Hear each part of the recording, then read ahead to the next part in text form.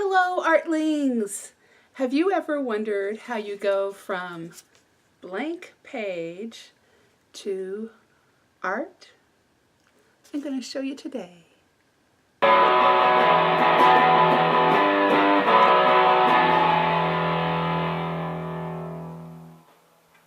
Hi, Artlings! I'm Melanie Gruby with Creative Magic, and around here we're all about all things art, that inner voice, that deep part of us that wants to sing out.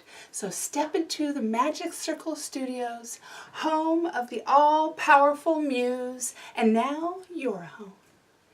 And today I'm going to tell you about my process. I had a friend of mine say, you know, what is your process? How do you get a piece of art out? Because I'm not seeing that. And I said, okay, it's different for everybody, so let's check it out. It's not right, it's just what's right for me at the moment. And even as you see in the stuff I show you, I'll be changing up what I do. And so it just goes with the moment and what's working. And well, it didn't all work. And so this is just part one of probably two or maybe even three. Check it out. So here I go. I've got my watercolor paper. And you'd think that it'd be simple. But really every art project starts with preparation. And I'm working on the Twitter art exhibit art project, which means I send in an original work of art that is postcard sized. Can't be bigger. So I made a little mock-up postcard size so that I can cut my paper to the correct size, because if it's too big they'll reject it. But I can't find it. Isn't that surprising? Has anyone else ever had that problem? Yeah, probably not. So here I go, looking. How much stuff have I gotten here? And it's all art stuff. Really? I still can't find it? Oh, come on. I gotta find it. Oh, there it is. I found it. Apron. Must have apron. I'm gonna work with color. It's gonna get everywhere. Now let's see. Oh, okay. Putting everything away. Because if you take it all out, you have to put it back away. Oh, I'm ready to start. Oh, you know what? Better check the Twitter art exhibit requirements one more time. Make sure I've got the right measurements. And you know what? Let's measure that mock-up that I did.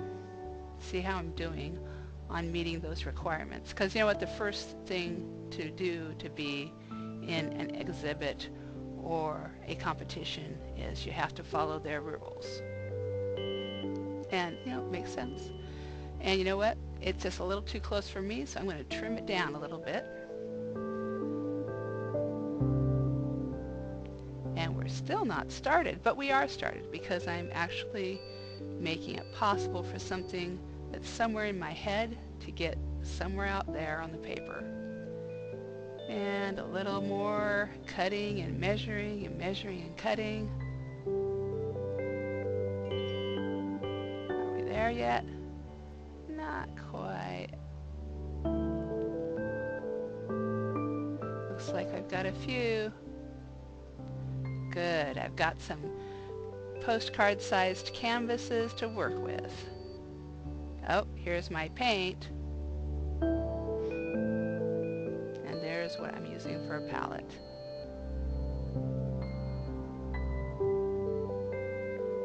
And the crazy thing about the paint is sometimes the lid breaks, and then I have to kind of make do so the paint doesn't dry out. So I wrapped it in wax paper and then plastic and then a little twisty, and now I've got my primaries. You got blue up there. There it is. And I got yellow, and I've got a magenta for the red. And you know, the reason I do that is because you think that the rules are for primaries that you mix them to get your secondaries like green and orange and violet, or purple as I call it. But it doesn't usually work that way. It doesn't mix out that way. So here I am mixing. So what I do is I use certain colors that are clearer in order to get secondaries and tertiaries that aren't muddy and brown and hard to see through. what I'm doing right now is kind of going for grays, but on the way to grays, I'm throwing out those colors onto my little canvases. And I do it by mixing and dipping my palette knife in water and then flicking it and wiping it on the postcard sized canvases.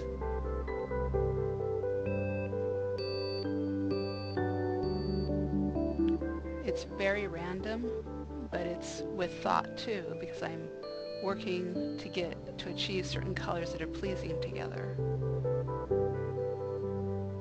Some are vibrant and some are more grayed down, and some are very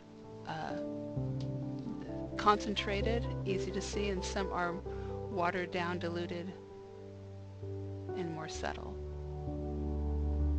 And how they play together will be what inspires the piece. By giving myself, I don't know, what have I got, like seven or eight little canvases out there, I'll be able to find the piece that I'm looking for. And so what I did was I went to the website Illustration Friday to see what their theme for this week was. Every week they give a prompt. Oh, there's my canvases. That's what my little palette looked like when I was done. My paintbrush I didn't really use for this one. And my water, there's some of the canvases I'll look at, those postcards. I'm letting them dry before I start the next process. But we'll stop here today and get a look at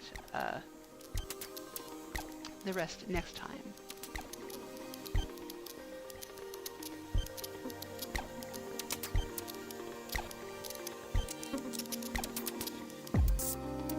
Okay, Artlings, now it's your turn. You know the drill. Tell me in the comments below, what is your art process like, or what is your creative process like?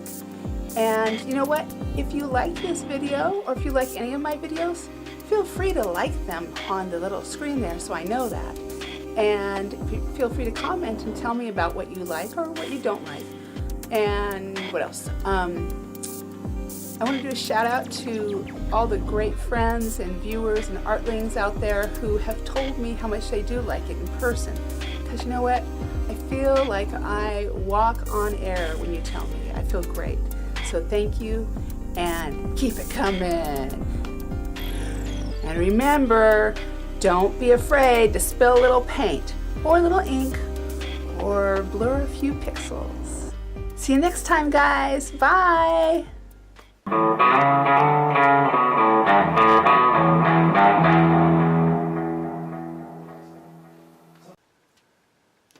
Hey, Ben.